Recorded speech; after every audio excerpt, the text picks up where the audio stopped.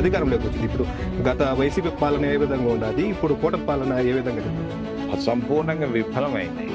వాళ్ళు కొట్టుకుంటున్నావు, నువ్వు దొంగ అంటే నువ్వు దొంగ, మరకామండిలో నువ్వు డబ్బులు తీసుకున్నావు అని ఆయన అంటుంటే ఆయన కల్తీ నూనె అని ఆయన అంటున్నాడు. ఇది తప్పించి వాళ్ళు ఏ మంచి పని, ఫలానా మంచి పని కాంగ్రెస్ పార్టీ చేసినట్టుగా ఫలానా మంచి పని ఏది కనపడటంలే. ఒకరోజు ముందు ఇచ్చాను పెన్షన్లు అని చెప్పుకొని డమ్కా కొట్టుకుంటున్నాడు మన జిల్లా నాయకుడు.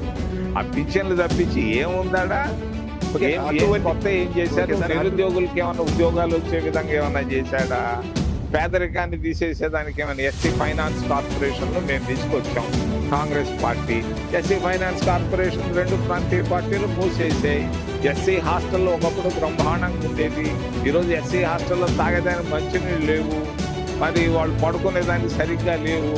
మరి ఎస్సీల పరిస్థితి అధ్వానంగా ఉంది, ఎస్టీల పరిస్థితి అధ్వానంగా ఉంది. ఓబీసీలకు మేము రిజర్వేషన్లు ఇచ్చాం, 27% రిజర్వేషన్లు భారత రాజ్యాంగాన్ని సవరించి చేశాం. మరి వాళ్ళకి ఈరోజు విద్య మరి ఉద్యోగాల్లో మేము ఇచ్చాం. ఆ విధంగా ఏమి చేయగలిగింది? ఏమి చేయలేదు.